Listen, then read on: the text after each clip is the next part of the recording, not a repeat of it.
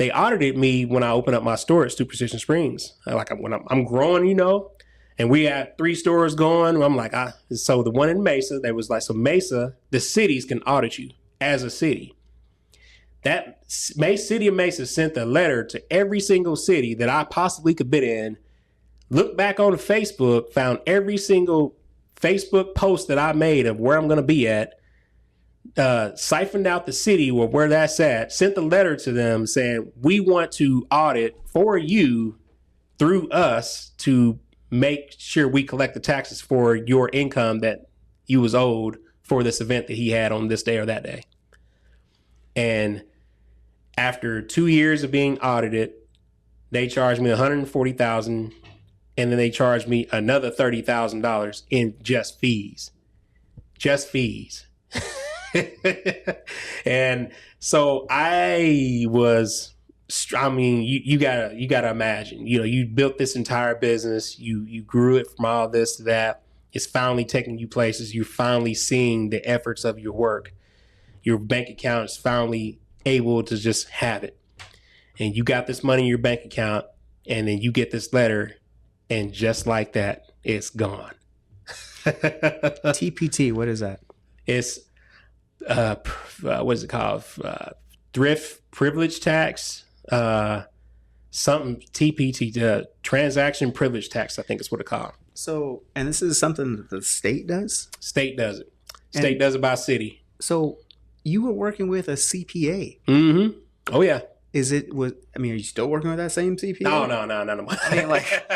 I mean, do most CPAs know, or is this CPA just like not with it? You would think, but the criteria and the scope of work, well, people don't know this, that the CPA don't have to do your state taxes. They have to do your state taxes, but they don't have to tell you about your state. That part of the state tax was a different thing that they had to like do. They didn't even offer that service. And I mean, I went in extensive conversations about, are we doing everything right? Now they file the IRS things, all that stuff on time. Everything's good on that. File my state tax on time. When it comes to income tax statement, income tax time, filed on time. But the monthly stuff, the day-to-day, the charting, like taking an Excel spreadsheet, taking every single event you go to, deciphering it by location, that's the key, and then getting the correct tax rate plugged into your POS, and then charging the sale according to that. I know for a fact, every single food truck, there's no possible way that they can be doing this.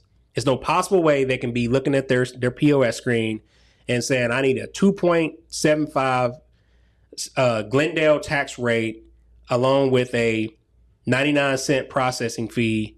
Combine those two together to give you the correct amount of tax. Oh, and then I need to switch when I'm in Mesa, because when I just left Glendale, I need to switch it to Mesa, which costs you $30 a month if you get a location as that. So every location that you get just to put this tax rate in there, you got to do a whole nother one. Now, if you're invoicing, Intuit knows it. Intuit's greatest thing I can ever get into it. Get QuickBooks, because that's great. If you invoice through QuickBooks, it calculates your taxes. It knows to do it. But if you have a regular POS, I don't care if you got Clover, Square, whatever it is, you got to plug in those tax rates. You got to know what they are. Then you got to plug them in, and then you got to change them when you go to a certain city. Or you got to do an over-encompassing, charge too much tax, pay too much to TPT, so you ain't got to switch locations every single time whenever you move around like you do as a food truck. Oh, interesting. So that's why some places charge a little bit more in tax. Like a little more in tax. I was like, why? Yeah. You can look up the tax rate, and they may be charging 8.7% on tax, but the tax rate may only be 8.6. Well, the reason why they're charging 8.7 is because they ain't got the technology, and Square don't offer it as like a leisure to be able to switch tax rates up and down. Like you can't just plug it in without creating a new location, without creating a subscription to the new location just to do that. So how did you figure this out that you had to pay this? Like you just got hit with a bill? No, I got audited. The audit. We sat down across the table and looked each other in the eye, and he was like, I'm counting up 140,000. As a matter of fact, I went through your entire Facebook post as of 4 years ago, looked at every single place where you were at, built a database spreadsheet to that, and then that's what I'm estimating you should be owning. And I'm like, wait a minute, 2020, man, we got half our events canceled. You counting events I didn't even go to. Yeah, but that's not important. I'm like, that's not important. Which, man, it is very important. But his estimate was his estimate. It's you against the auditor. You can get a lawyer, you can get whatever, but that burden they can put on you no matter what. So you don't have the opportunity to decipher all this. So I'm telling every single food truck, every single business that sells something, you sell something tangible, if you don't do something outside of service, meaning is nothing that they actually got from this. If they get a blade of grass and you mow yards and you sold them something, you added fertilizer to it, then technically you sold them fertilizer in the lawn care. So you owe them TPT. Service don't count. It counts, but it don't really count. You ain't got to report it like you do with sales tax, because sales tax, the square to your merchant account will report it. So therefore you have to pay it. So you get hooked by, because it reports it. So therefore you can't like hide it. You can take cash, I guess, but how long are you going to be able to do that? You're not going to be able to take cash every single time. But the point of this is you gotta understand TPT to the T. Don't be like me. So did you get like an advisor or a coach or like a mentor or something? Kinda. I had an auditor, and the auditor, emailed me day to day, and he was looking. He created his spreadsheets. They asked for all your sales for the last 5 years, all your tax returns for the last 5 years, all your personal and bank and business bank accounts for the last 5 years. So they go through everything on every place that you can possibly get income to see if you're trying to hide it. Once you get audited, it's already over. The point is to not get audited, because once you get audited, they're looking for all these sales and they're averaging those sales, and they're just going to send an estimate anyways. So the whole point of growing is to make more money. Well, that resulted in growing, but getting on the radar.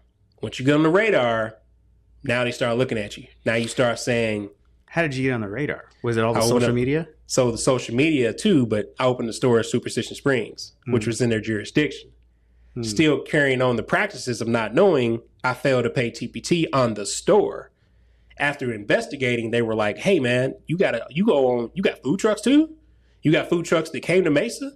You got food trucks that went to Peoria? You got food trucks that went to Glendale? Oh, you got another store in Tempe? Oh, you got another store in Chandler? I wonder if you're not doing it for them too. So that whole investigation locked in, and once they honed in on me, it was it. It was over. Wow. It was over. Cost me $170 cash. Wow. Yep. So like if someone's in this situation and they're maybe thinking like, oh, I'm not doing that, like where do they go? Like who do they talk to? They can either bankrupt the business. Maybe it would be forgiven. Maybe not. I don't know. I'm not CPA. I don't know the legal implications to that. But maybe they can bankrupt the business. Maybe they can be forgiven. All I know is every single day that you don't pay this, you get interest on it. So this was the reason why it was so high. I think the 2017 taxes only made like $1,100, but it cost me like $10,000 because the compound interest and the fees over 5 years of not paying. So every time you don't pay, they add interest and then they compound it. So you will pay an astronomical amount of ignoring it than you would just to handling it. So you have to pay it. You have to get on top of it. You have to stay ahead of it. You have to stay consistent, and you just can't be wrong. Wow. You can't get on their radar. Don't get on their radar. Wow. I'm telling you. Because where would you go? You can ask the CPA, but you're only going to pay more to do. You still got to pay it. You still got to pay the penalty, and you still got to pay the tax on that. First thing is charge tax. That's the first thing. Know how to charge tax. Explain to your customers that you're going to charge tax. I know a lot of us small businesses think we can get away with not paying taxes, that you ain't got to add taxes on top of your sales. And a lot of us do. A lot of us, I get it. But if you don't and they audit you, they're going to look for every nickel and dime you had coming to your bank account, and they're going to find it, and they're going to estimate, and they're going to say arbitrary number. Here you go. Wow. Oh yeah. Wow.